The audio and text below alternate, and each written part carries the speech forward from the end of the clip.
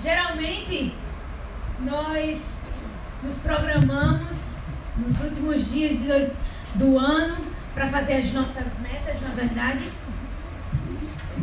Oi? Para fazer as nossas metas do ano vindouro.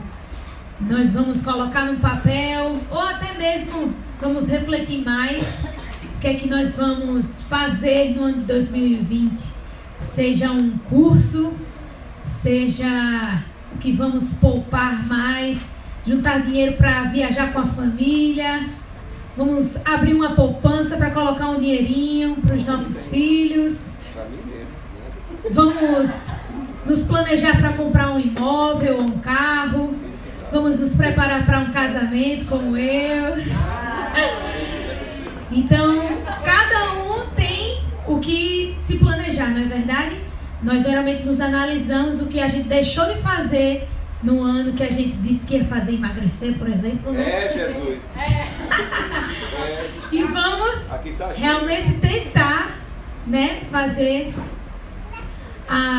as devidas metas serem cumpridas. Mas você já parou para pensar qual é o preço que você vai ter que pagar para juntar esse dinheiro que você quer viajar com a sua família? Qual é o preço que você vai ter que pagar para ter que colocar o dinheirinho na poupança, deixar de gastar? Você já parou para pensar quanto será esse imóvel, esse carro que você quer, tanto que você almeja no ano 2020?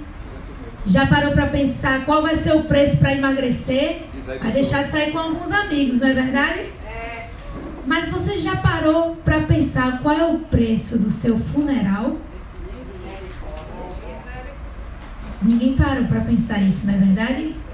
Eu tenho uma tia que esse ano ela começou a pagar para o seu padrinho, porque a gente vai percebendo que o tempo de uma pessoa está chegando. Então ela começou a se prevenir em relação a isso e começou a pagar a questão lá do funeral e começou a pagar para ela também. Graças a Deus. Porque acho que vocês conhecem a minha tia Cíntia, e ela disse que já começou a pagar. Mas você já parou para pensar no preço da sua morte, como vai ser? Se for muito gordo, o cachorro vai ser mais caro. Se for, não é verdade? Tudo na nossa vida tem um preço. Então que na palavra de hoje a gente venha sair daqui pensando em qual o preço que a gente vai precisar pagar para o ano de 2020 ser conforme o Senhor quer nas nossas vidas. Amém? Vamos orar. Deus, nós te louvamos por mais um dia na tua presença. Nós te louvamos, Senhor, porque o Senhor nos permitiu estar aqui diante da tua presença, te adorando, te engrandecendo, te agradecendo, Senhor. Apesar do que passamos, das lutas, nós nos levantamos, estamos aqui louvando e agradecendo por tudo que o Senhor tem permitido nós vivermos. Em nome de Jesus, Senhor, que essa palavra fale aos nossos corações, que essa palavra esteja, Senhor, adentrando sobre os nossos corações e nela encontre, meu Deus, terra frutífera. Em nome de Jesus, Senhor, fala conosco, não permita, Senhor, que nós não saiamos daqui sem a tua palavra, sem a tua presença, que nós venhamos sair daqui cheios e que nós possamos refletir por esses dias sobre o que o Senhor quer para as nossas vidas. É assim que oramos em nome de Jesus. Amém. Amém. Abra aí em Lucas 14, do versículo 25 ao 33. Lucas 14, do versículo 25 ao 33. No ano de 2017, Janson pregou essa palavra, eu coloquei aqui escrita. Geralmente quando eu gosto de uma palavra, eu anoto quem pregou ela. E ela foi dada tanto por Janson como pelo meu pastor. Eu só não lembro do meu pastor. É tanto que eu até disse assim a ele: o senhor vai querer mesmo que eu pregue essa palavra que o senhor já deu? Aí o pai me perguntou: como é que tu sabe que ele deu? Tá, só sabe, né? Presta atenção. Isso aí mostra que eu sou uma boa discípula, na verdade. Eu lembrei que você já pregou. Você já pregou? Já. Tá vendo? Quem abriu, diga amém. Amém. Amém. Vamos ler. 14, do versículo 25 ao 33. Diz assim: grandes multidões o acompanhavam. E ele, voltando-se, lhes disse: se alguém vem a mim e não aborrece a seu pai e mãe e mulher e filhos e irmãos e ainda a sua própria vida, não pode ser o meu discípulo. E qualquer que não tomar a sua cruz e vier após mim, não pode ser o meu discípulo. Pois qual de vós, pretendendo construir uma torre, não se assenta primeiro para calcular a despesa e verificar se tem os meios para concluir? Para não suceder que, tendo lançado os alicerces e não a podendo acabar, todos os que a virem zombem dele, dizendo: este homem começou a construir e não pode acabar. Ou qual é o rei que, indo para combater outro rei, não se assenta primeiro para calcular se com 10.000 poderá enfrentar o que vem contra ele com 20.000? Caso contrário, estando o outro ainda longe, envia-lhe uma embaixada pedindo condições de paz. Assim, pois, todo aquele que dentre vós não renuncia a tudo quanto tem, não pode ser meu discípulo. Vamos repetir, não sei qualquer que seja a sua versão, versículo 33. 1, 2, 3. Assim, pois, todo aquele que dentre vós não renuncia a tudo que tem, não pode ser o meu discípulo. Amém? No início do ministério de Jesus, ele era sempre rodeado de uma grande multidão, como aqui no versículo 14. Jesus sempre estava rodeado de multidões pelo fato de fazer milagres, pelo fato de trazer bonança para as famílias, pelo fato da sua presença trazer alegria, trazer cura, trazer milagres. Alguns estavam ao redor de Jesus porque eles tinham curiosidade. O que será que esse mestre é? Será que realmente ele é o filho de Davi? Será que realmente essa capacidade que vem dele não é do inimigo? Muitos estavam ali por curiosidade, outros para serem curados e outros também para apontar o dedo, não é verdade? Outros estavam ao redor de Jesus para serem alimentados. Alguns estavam porque acreditavam realmente em Cristo e outros estavam por meramente interesse, não é verdade? E assim foi nessa situação aqui de Lucas, quando ele vira para a grande multidão e diz: olha, eu vou dar uma notícia aqui para realmente peneirar toda essa situação. Jesus, ele não queria apenas que as pessoas o seguissem por esses interesses ou para ser alimentado. Ele queria pessoas que realmente quisessem ser discipuladas. Ele queria pessoas em qualidade, não em quantidade. Então, por isso Jesus proferiu essas palavras: se alguém vem a mim e não aborrece a seu pai e mãe e mulher e filhos e irmãos e ainda a sua própria vida, não pode ser meu discípulo. Então Jesus realmente, com esse sermão, o objetivo de Jesus era realmente peneirar, era esvaziar essa multidão e dizer assim: olha, eu quero que esteja comigo quem quer realmente abandonar essas pessoas e ser meu discípulo. Só um minutinho. Esqueci de botar no silencioso.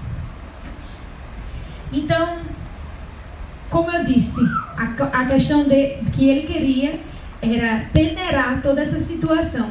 E quando eu estava pesquisando, que veio essa palavra de peneirar, eu lembrei de uma situação que eu achei interessante compartilhar com vocês. Quando eu tinha por volta de uns 14 anos, eu fazia o 8º ano, eu gostava muito de vôlei. E eu ainda gosto, apesar de não treinar mais, mas eu gosto muito. Quem quiser me chamar para jogar vôlei, pode me chamar. Mas eu lembrei de uma situação que, geralmente, quando os filhos estão na escola, os pais colocam eles para fazer algum exercício, né? Alguma atividade. Geralmente é judô, vôlei, balé, não é verdade? E assim foi. Meus pais me colocaram no vôlei, porque eu queria muito. E aí veio o processo seletivo, peneirão. Tão famoso peneirão na minha escola. Realmente o objetivo do peneirão era qualificar quem realmente podia ir para a seleção já jogar ou quem ia ficar treinando ainda para chegar no nível dos demais.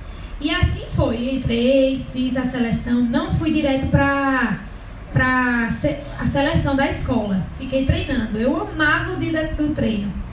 E chegou um tempo que minha mãe me tirou do vôlei, porque caía justamente à noite, no dia do posto Pichilau. E eu era uma jovem meio revoltada, né? Geralmente na adolescência a gente é revoltada, né? E eu comigo odiava ir pro Pichilau, porque eu deixava de ir pro vôlei. Minha mãe me tirou do vôlei, de uma coisa que eu amava, para ir pro posto Pichilau, para pregar. Ouvir lá os irmãos cantando, né? Enfim, era a minha situação. E aí o que eu trouxe, quando eu li essa palavra peneirão, eu lembrei disso. E o que eu tive que aprender em relação a isso? Que existe uma renúncia, não é verdade? Eu tive que renunciar ao que eu gosto, o vôlei. Naquela época eu via assim, por conta dos meus pais que ia pregar. E eu tinha que estar lá com os irmãos. Eu via dessa forma. Mas hoje eu entendo que eu tive que desde nova renunciar para aprender mais de Jesus, para dar valor àquele ministério de missionário, né? Que a gente sempre evangelizava ali os caminhoneiros, enfim. Então, assim é o que Deus quer de nossas vidas. Ele quer peneirar quem é que realmente quer renunciar, pagar o preço para estar com Ele. Muitas vezes deixando o que nós gostamos tanto para seguir os passos de Cristo. Não é verdade? Então, Jesus diferencia nessa história aqui a diferença entre salvação e discipulado. A salvação, ela é obtida por meio da fé quando o cristão vai até a cruz e acredita na morte de Cristo. E o discipulado é quando nós tomamos a nossa cruz e seguimos até Jesus. Amém? Ir a alguns cultos na nossa igreja, frequentar alguns cultos e ficar no banco, ou sempre não estar tão assim praticante na igreja, não é o suficiente para você se tornar um discípulo. Geralmente nós conseguimos diferenciar do cristão que sempre está na igreja, sentado só para receber, do cristão que está ali tentando ajudar na igreja de uma certa forma mais ativa. Então, essa é a diferença. Temos que entender que além de cultuar, quando nós passamos a segui-lo e lutando para que ele seja o governador de tudo o que fazemos como Senhor, nós entendemos o preço da renúncia, os nãos que iremos dar ao mundo e a nós mesmos. Se vocês perceberem aí no que lemos, no texto que nós lemos, existem 12 advérbios de não.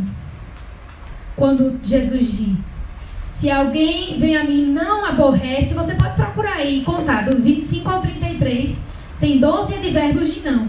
Sempre Jesus está mostrando os nãos, mas não para nos afastar dele, para gerar um sim, que é o sim da renúncia, de seguirmos a ele. Então, o que é renúncia? Eu pesquisei e lá no Google tinha dizendo assim: é um termo utilizado para um ato ou efeito de negar ou rejeitar algo ou alguma atitude. Certamente nós nos encontramos negando sempre as propostas do mundo e aceitando as de Cristo, não é verdade? Nós que somos jovens, nós negamos o quê? Os convites que nós temos, né, no mundo. De ficar com alguém, de ir para alguma festa, de usar drogas ou de beber. Enfim, nós estamos sempre dizendo não às coisas do mundo. E para os adultos, nós estamos dizendo não a uma possível traição, a uma paquera. Estamos dizendo não a uma possível forma de nos beneficiarmos no trabalho roubando, ou até mesmo aumentando o preço das coisas para poder se beneficiar. Então, cada um sabe os nãos que diz ao mundo para dizer um sim para Deus, não é verdade? Então, vamos lá para o versículo 26, o segundo. O que Deus quer dizer com esse se alguém vem a mim e não aborrece? Porque quando a gente escuta assim, misericórdia, então quer dizer que eu tenho que arretar meus pais, meus filhos, meus amigos. Vamos entender primeiro o que Jesus não quer dizer com esse versículo. para a gente entender o que ele quer dizer. Amém? Então, certamente o intuito de Jesus com esse versículo em dizer aborrece, não é a questão da gente desprezar os nossos amigos, os nossos familiares, a quem nós amamos tanto. Até porque a palavra do Senhor diz o quê? Ele não pode se contradizer, não é verdade? Se ele diz aborrece, em questão de aborrecer mesmo os nossos pais, da gente desprezar, ele vai se contradizer quando ele diz o quê? Honra teu pai e tua mãe, que é o primeiro mandamento com promessa, não é verdade? Ele também vai se contradizer quando diz os filhos são herança do Senhor. Ele também vai dizer que vai se contradizer, se essa fosse realmente a intenção de Cristo, ele ia se contradizer quando ele diz aos cônjuges que eles amem as suas esposas e as esposas amem seus maridos de forma sacrificial.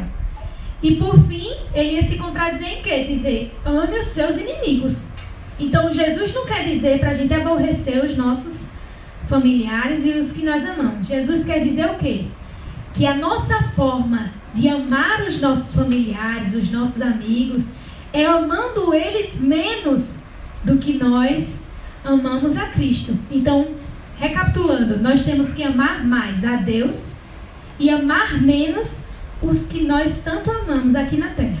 Amém? Vocês estão entendendo? Amém. Amém.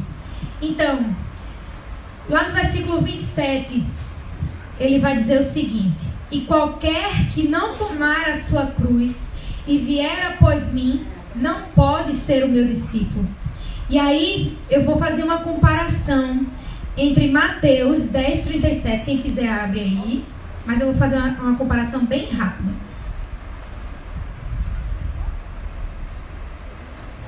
Entre Mateus 10:37 com Lucas 14:26, diz assim, 10:37 de Mateus: aquele que ama pai ou mãe mais do que a mim, não é digno de mim.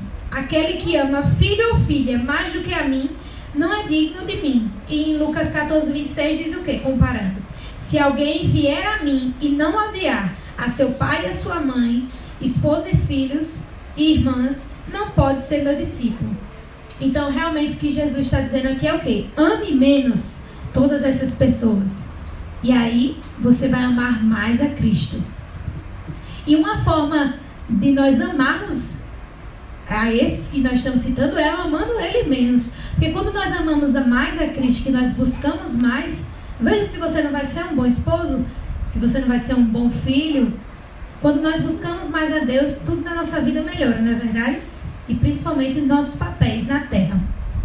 Então, no versículo 27 agora, sobre o preço do discipulado. Nos dias de hoje, acreditar na cruz é o quê? Status, não é verdade? Não, eu acredito em Deus, é um status. Coloca lá no Instagram, cristã capricorniana. Aí a pessoa fica, como assim, né? Cristã, mas acredita nos signos? Mas é status, cristã. Sou cristã. Aí você diz assim, não, eu sou cristã. Quando você vai fechar um acordo com alguém, não, irmã, eu sou cristã, nem se preocupe que eu vou demorar a lhe pagar, mas eu sou cristã, certo? É como se fosse assim, o título de cristã fosse fazer com que você fosse pagar, é mais certo. Só que no dia de hoje não, né? Muitas vezes as pessoas utilizam da cruz como forma também de símbolo. Então muitas pessoas estão usando a cruz como status, como símbolo, como uma forma de você ter um bom caráter. Só não serve, só não utiliza para pagar o preço, né? E naquela época, diferente de hoje, no primeiro século, os romanos, eles utilizavam da cruz como a pior morte que uma pessoa pudesse passar. Então, acreditar na cruz naquela época era sinônimo de quê? De perseguição, de luta, de que você provavelmente ia morrer. Então, diferente de hoje, você percebe, né? Mas, claro que nós temos as pessoas que realmente seguem a cruz para pagar o preço do discipulado e realmente é perseguido e realmente passa por lutas. Porque esse é realmente o significado de acreditar na cruz. Você consegue perceber que nós não mandamos em nossa vida? Foi outra coisa que quando eu estava lendo essa palavra, veio na minha mente. A gente não escolhe o nome da gente, escolhe? quem escolhe o nome da gente são os nossos pais. A gente não escolhe em que família vai estar, não é verdade? Nós não escolhemos. Assim como nós não escolhemos se nós vamos, mas isso nós escolhemos, se vamos pagar o preço ou não da cruz.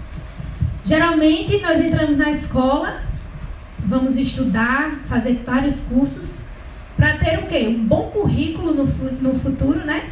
E poder ser motivo de elogios para os nossos pais e conseguir uma vaga num emprego muito bom, não é verdade?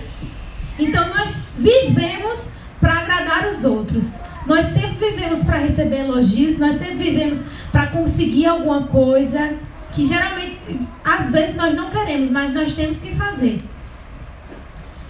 E quando nós temos tudo isso, se você perceber no que eu falei de nome, de família, de fazer um currículo, de você ser uma boa esposa, tudo você, né, é ensinado sem nem querer, não é verdade?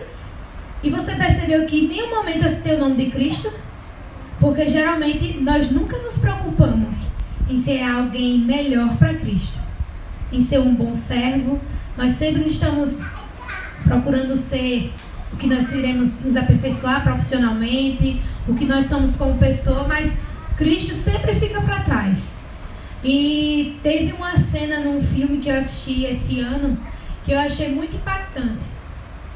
Quando um homem que ele é cristão, ele chega no hospital e vai falar com esse rapaz que ele também é cristão. E aí ele chega murmurando das dificuldades da sua vida e ele pergunta: quem é você? E aí o rapaz diz: eu sou um treinador de jogador de basquete. Eu sou um treinador de basquete. Aí ele: certo, e o que você é mais? Aí ele disse: eu sou um esposo. Sim, e o que é mais? Eu sou um filho, eu sou o pai de 2 filhas, enfim, ele foi dizendo.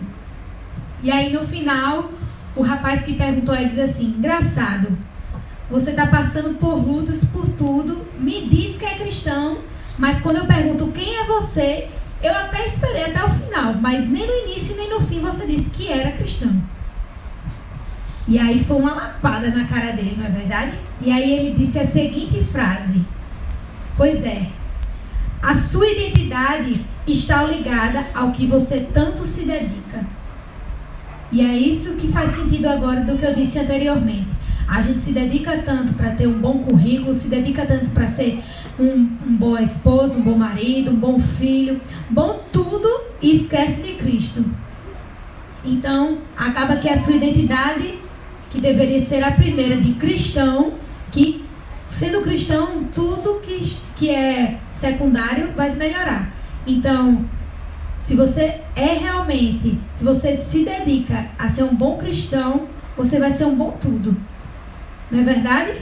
Então, fica aí essa reflexão. A sua identidade está ligada ao que você se dedica. E o que nós temos nos dedicado? Em que nós temos nos dedicado no ano de 2019? Você quer se dedicar no que você se dedicou esse ano em 2020 ou você precisa se dedicar mais a Cristo? Para eu pensar que nessa luta para ser aceito nesse mundo, eu não mencionei nem o nome de Cristo, mas vamos refletir. E se você puder, nesse momento, pedir ao Senhor que esta pergunta marque esse ano, qual será a sua prioridade em 2020? Você vai preferir a aprovação dos homens ou a aprovação de Cristo?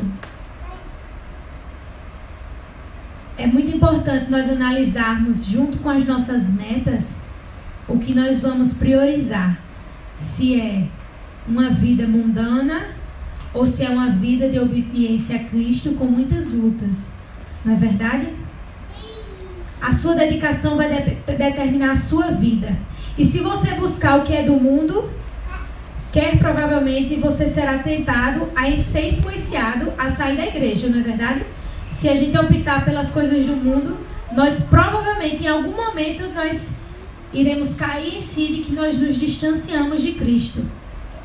Mas se você escolher a Cristo, você vai passar por tribulações. Mas essas tribulações valerão a pena, porque você estará mais próximo de Cristo. e mais certo de que isso aqui é passageiro e que você irá para a eternidade. Amém? No primeiro, se você for optar pelo mundo, você vai ter mais noites de sono, você vai ter mais prazeres com alegrias passageiras. E certamente você vai baixar a guarda nos seus pecados. Não é verdade? Você vai dar mais lugar aí ao pecado. Mas se você optar por seguir a Cristo, você vai dormir menos, você vai chorar mais. Mas com certeza você estará mais fortalecido no Senhor e perseverante de seguir os passos de Cristo, sabendo que vai valer a pena. Então, não importa as lágrimas que vamos derramar, não importa os sufocos. Se nós estamos com Cristo, tudo vale a pena, meu irmão. Agora, se você optar pelo mundo, você vai se distanciar do Senhor.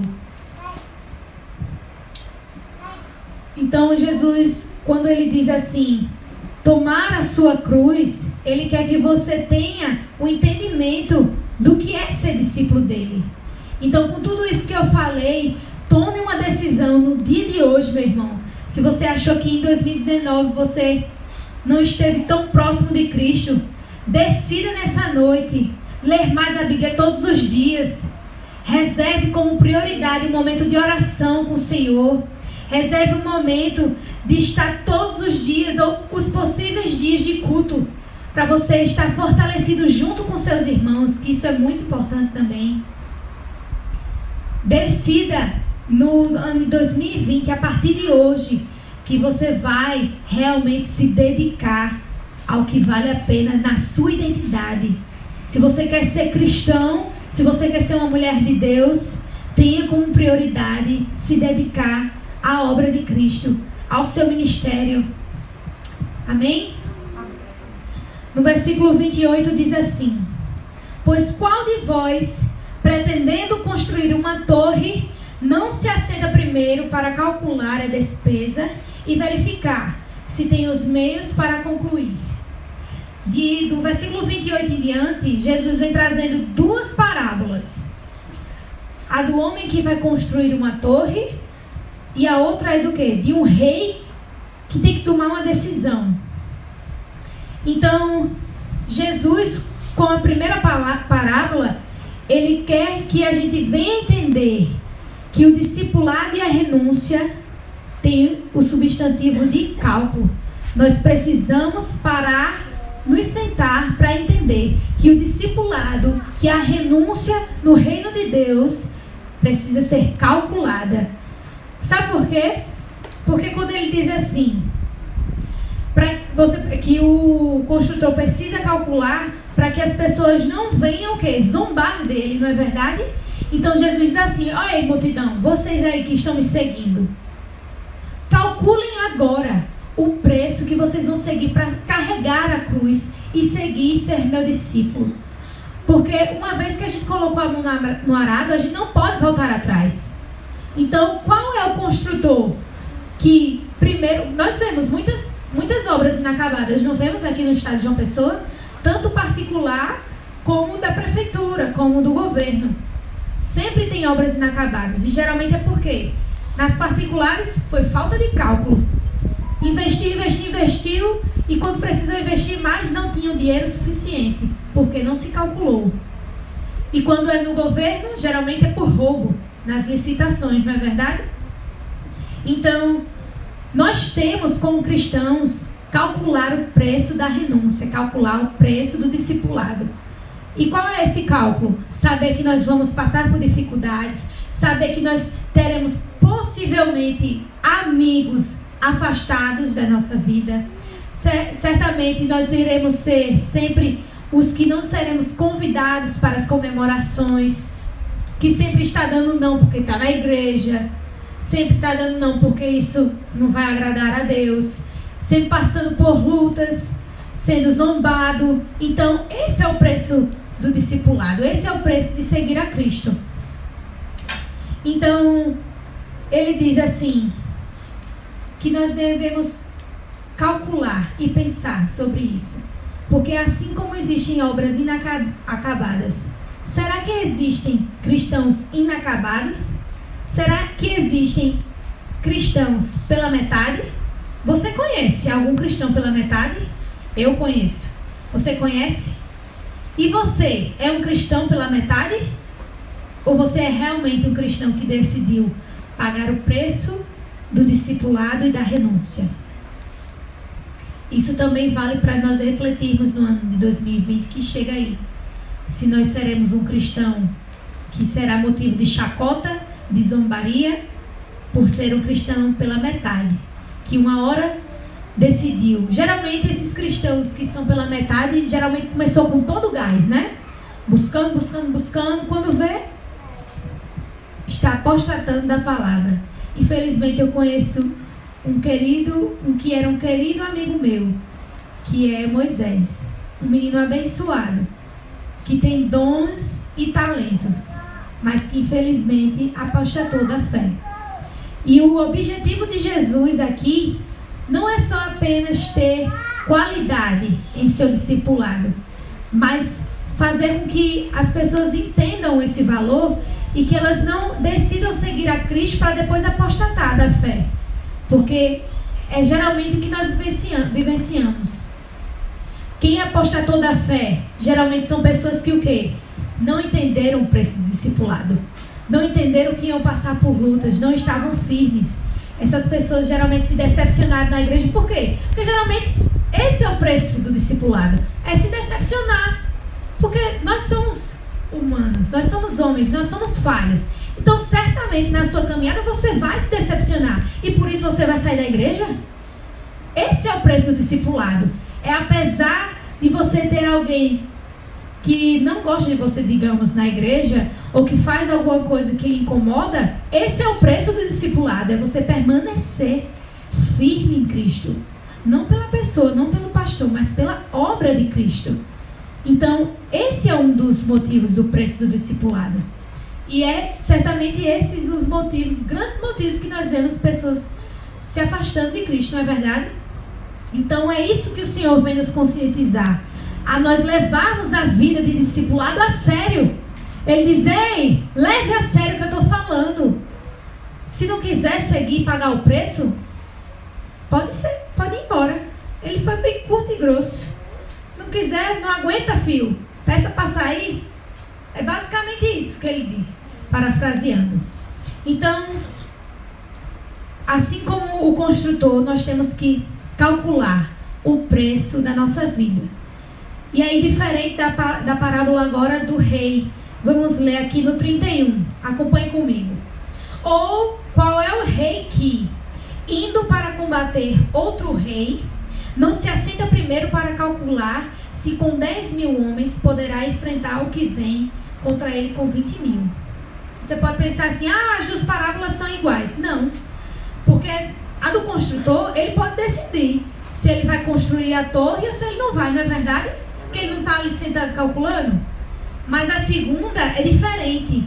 Já existe um reinado vindo para combater com esse rei. Então ele tem que decidir, tomar uma decisão rápida. Será que eu vou adiante? Ele não está ali preparando os possíveis soldados ou mapeando os locais de guerra. Não, ele tem que tomar decisão rápida. E aí, eu vou conseguir com 10.000 lutar com os 20.000? Será que eu vou estar pronto? Ou será que é melhor eu ir mandar uma carta de paz, se eles estiverem ainda distantes?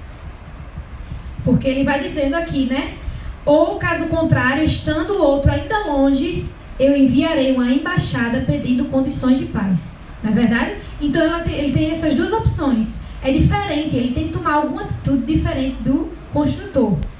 Mas aí, a mesma forma, nós temos que calcular, porque ele tem que calcular o que é que vai dar mais certo. Primeiro, vai perder, eu posso perder os meus soldados, não é verdade? Porque eu estou em menor quantidade.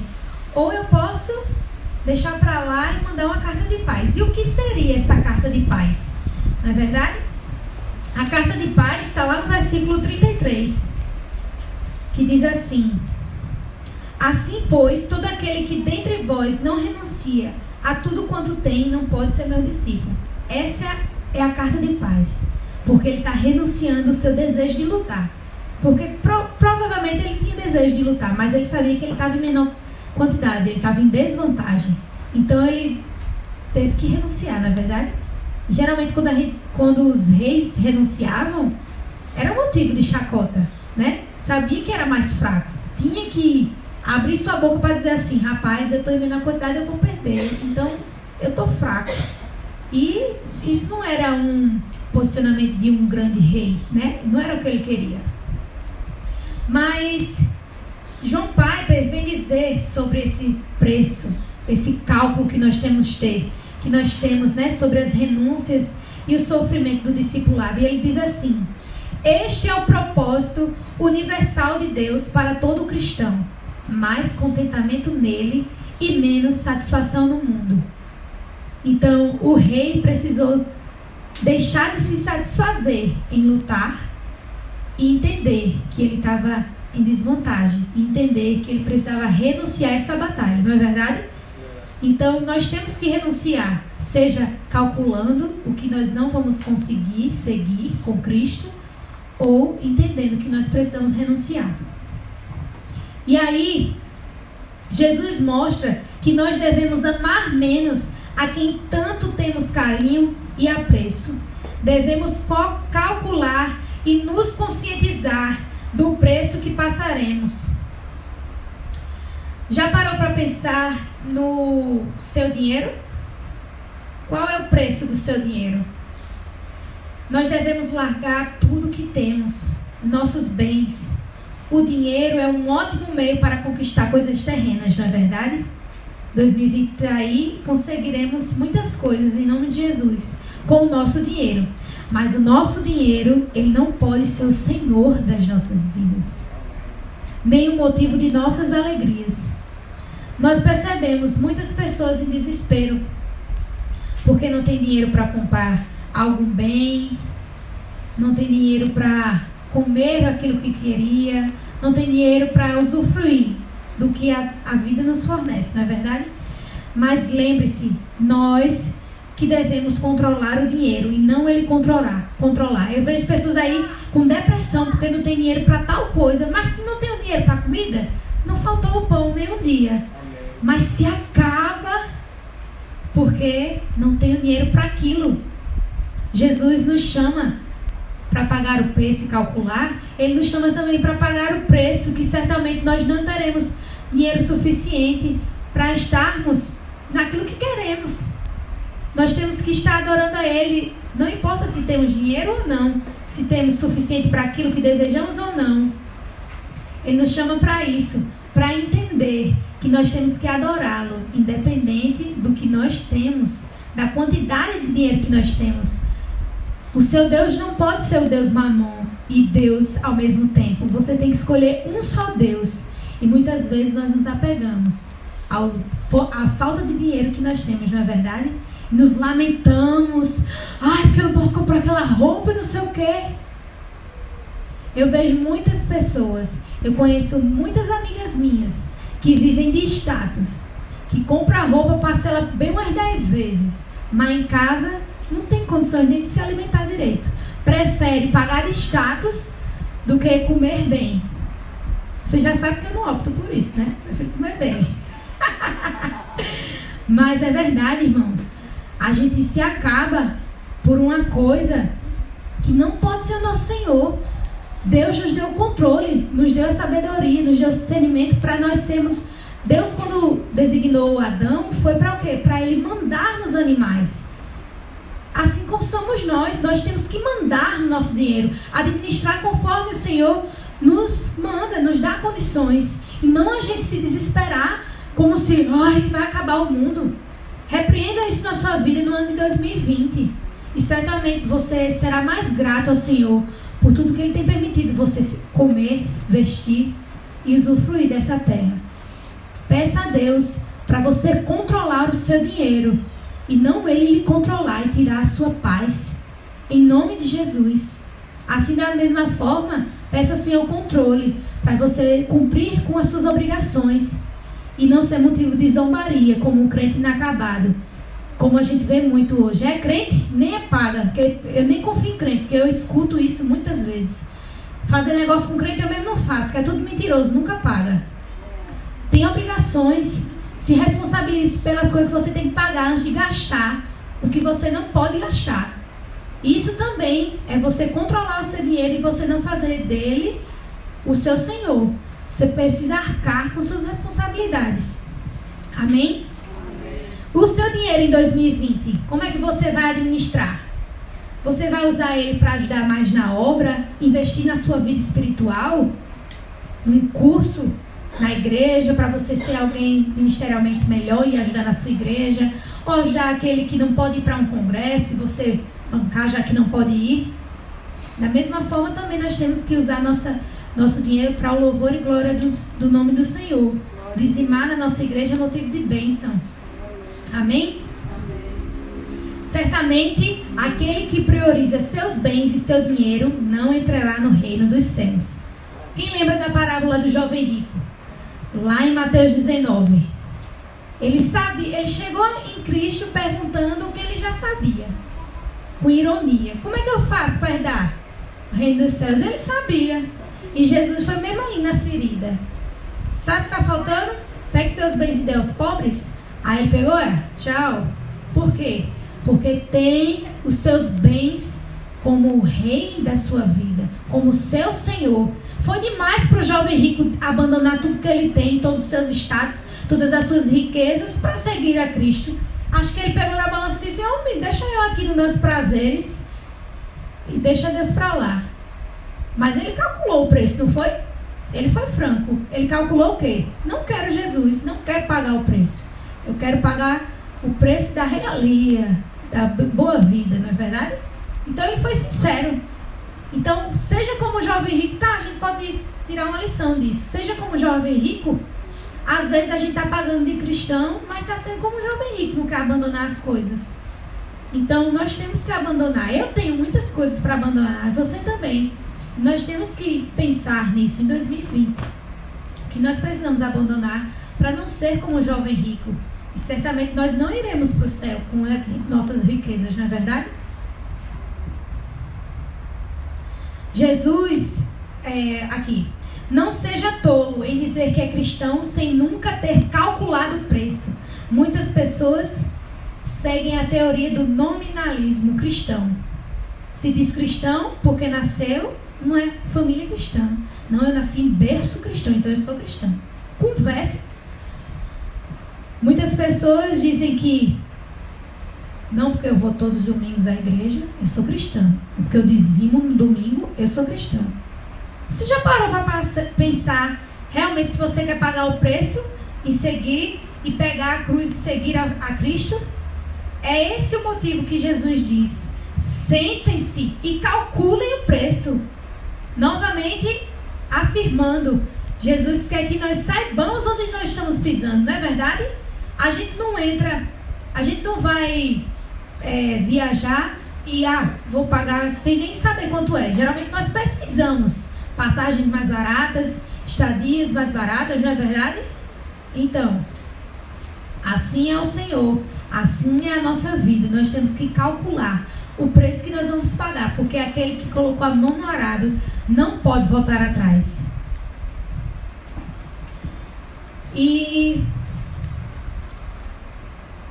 como essas pessoas de obras inacabadas, elas começaram tão bem, até foram referência para nós, mas saíram da presença do Senhor porque achavam que eram algo que na verdade nunca foram.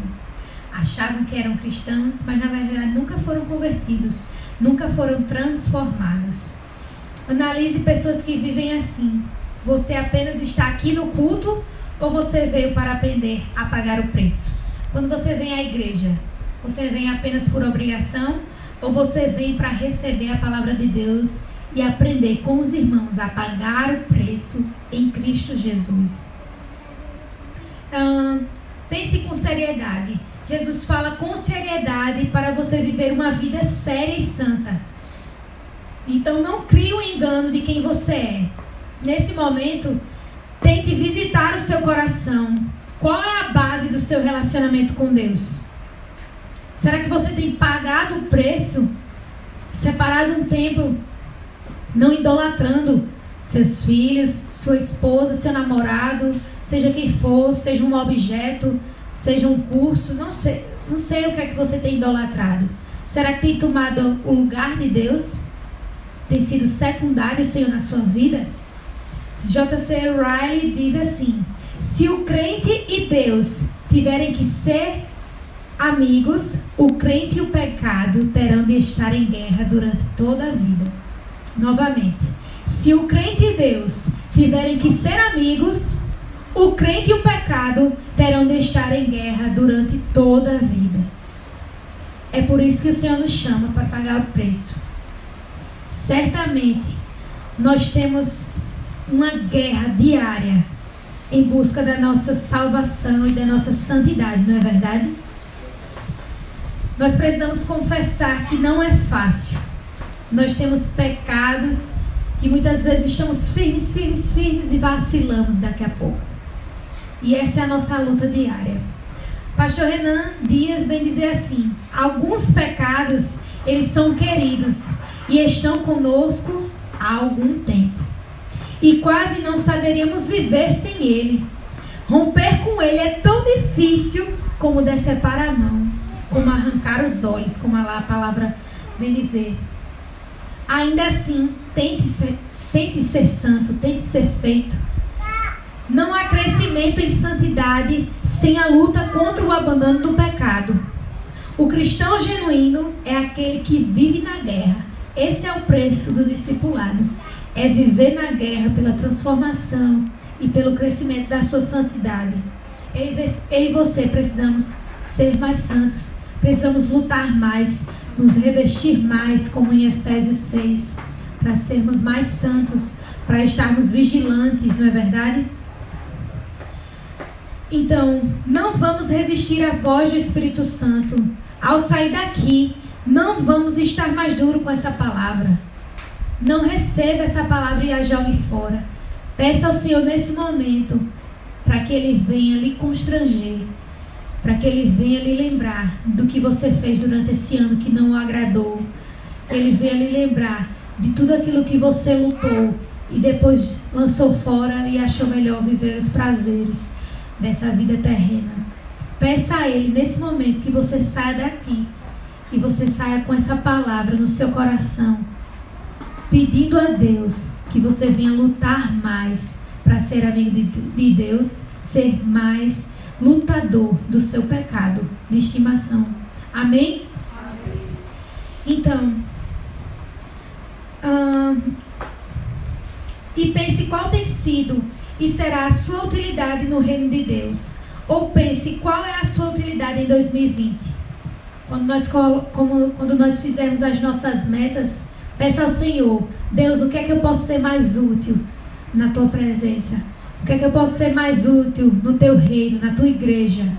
O que é que eu posso ser, Senhor, para ser um servo fiel, para ser um servo que não deixa a tua palavra para trás e prefere seguir os prazeres do mundo? O que é que eu preciso ser, Senhor, para buscar mais? Então, novamente, decida a partir de hoje ler a Bíblia todos os dias. Tenha isso como prioridade na sua vida.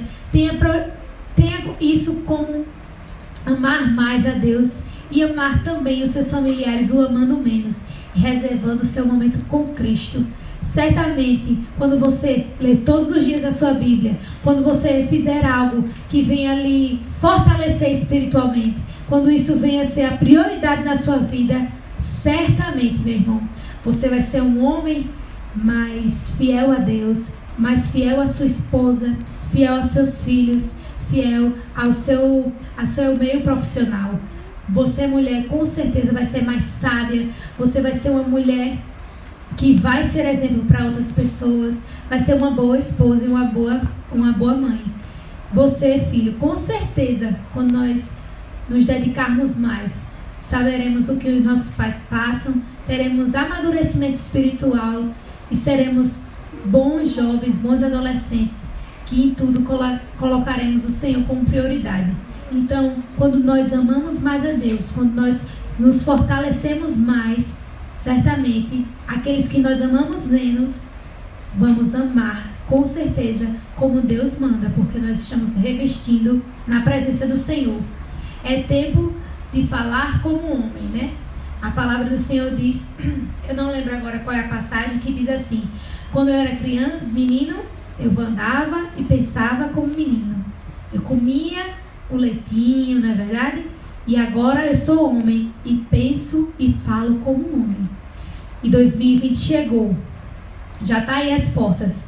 E o Senhor quer que você não continue na mesmice, como menino, como criança, que só se alimenta e não busca mais de Deus.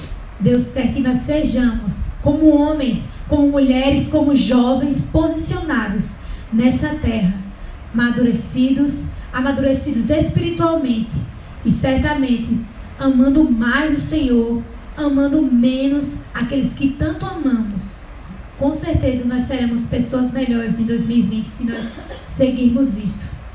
Quando nós nos dedicarmos mais a Deus e nos dedicarmos menos às coisas secundárias das nossas vidas. Coloque o Senhor como prioridade na sua vida. Amém? Não deixe que ninguém roube o trono do Senhor no seu coração, porque dele procede as nossas vidas. Então, não pode se assentar no nosso coração filho, não pode se assentar no nosso coração esposa, namorado, marido, noivo, seja o que for. Não pode se assentar no seu coração ninguém a não ser Deus, no trono do seu coração. Então, muitas vezes a gente se pergunta assim: mas então ela está dizendo isso, que nós temos que ser útil na igreja, mas eu não sei nem qual é o meu dom, eu não sei nem o que eu sou útil. Mas como eu disse, chegou o tempo de cessar todo esse murmúrio, chegou o tempo de deixar de procrastinar tudo isso na presença do Senhor e decidir ser aquilo que Ele nos manda. O que é que você é para Cristo? Você é geração eleita, sal da terra. O Senhor lhe chamou para ser luz e para proclamar a palavra dele. Então, se você não sabe qual é o seu dom, qual é a sua utilidade no reino do Senhor, proclame a palavra dele. Comece o amando mais e amando aqueles que tanto amamos, amando menos. E certamente, não importando o seu dom, o seu talento, isso já valerá de tudo. E você vai se conscientizar do que deve ser feito no reino de Deus. Amém. Por que não decide amar mais a Deus e servir na igreja local como estivesse servindo a Deus? Servir aos seus familiares, marido, quer ser útil na faculdade? Quer fazer algo diferente na faculdade? Também, muitas vezes a gente fala assim: mas ninguém faz nada na faculdade. Então comece por você. Ninguém faz nada na escola. Comece por você. Você talvez não sabe o seu dom e seu talento, mas que nós devemos proclamar o nome do Senhor e não negar o nome do Senhor onde nós estivermos. Isso nós sabemos, não é verdade? Então, se você não sabe o seu dom, a sua utilidade, faça o que a Bíblia diz. Seja a diferença. Quando vierem zombar de você, deixe que zombem. Mas faça, mesmo que só tenha uma pessoa na sua reunião, no seu devocional, na sua escola, no seu trabalho, decida fazer a diferença. Peça a Deus estratégia para que quando as pessoas vierem zombar de você, você venha dar a volta por cima e dizer... E eles dizerem assim: caramba, essa daí não tem jeito. Essa daí não abre mão. Eu lembro como se fosse hoje. Minha tia estava na comemoração onde ela trabalhava antes, na comemoração de São João. E ela não podia deixar de ir, não é verdade? Ela tinha que ir com a roupa junina, enfim. E aí chamaram ela para cantar. Vem cantar, não sei o quê. E por mais que eles quisessem que ela cantasse música do mundo, aí ela cantou: como Zaqueu, eu quero subir. Mas só que no ritmo de forró. E ela não deu asa. E é assim que nós temos que fazer. Ao invés de nos levar pela multidão, pela que a galera diz, né? Geralmente, principalmente pessoas que são jovens, se leva no oba-oba da multidão, né? Você é a minoria, então tem que fazer o que a maioria faz. Não, decida amar a Deus a ponto de você não fazer o que a maioria faz. E assim, com certeza, você está seguindo o seu papel de cristão, pagando o preço, renunciando e dizendo não às coisas do mundo.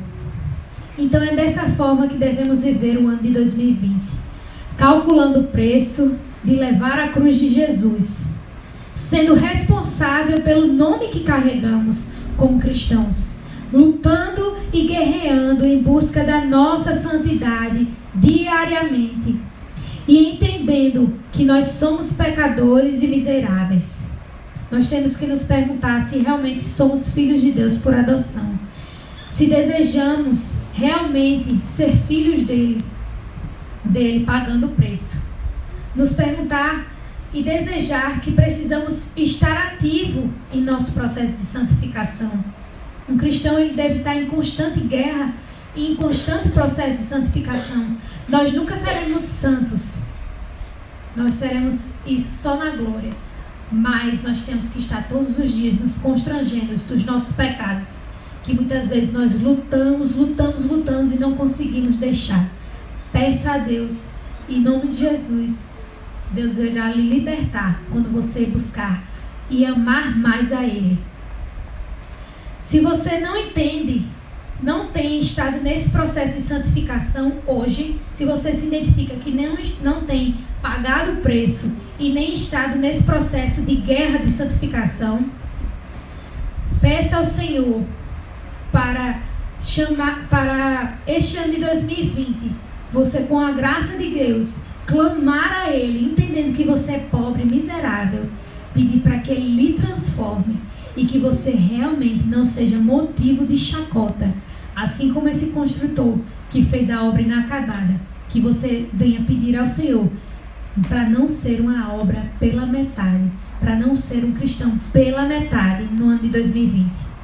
Você não precisa ser plenamente santo, mas precisamos de fé e constante arrependimento em nossa caminhada cristã. Amém? Vamos orar? Pode me cantar, Alisson. Se levante nesse momento. E eu quero que Alisson comece a ficar só. Que nesse momento você se levante, curve a sua cabeça ou se ajoelhe e peça ao Senhor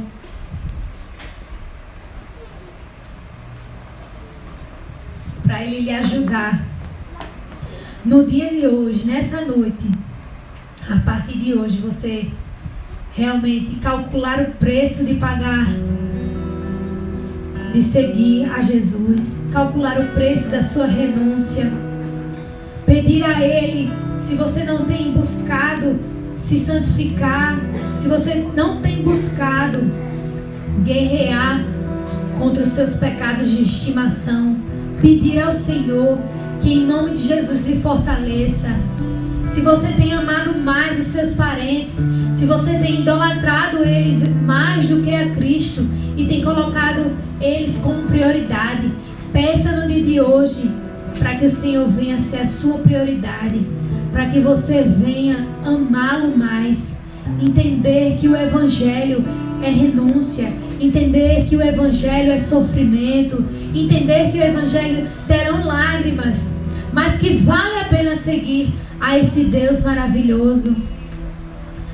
Que o vazio que existe dentro de você não seja preenchido com prazeres mundanos, prazeres passageiros, mas que você venha pedir que mesmo na dificuldade ou na bonança, você venha adorar o Senhor Jesus de todo o seu coração, pedindo para que Ele seja o seu Senhor e Salvador.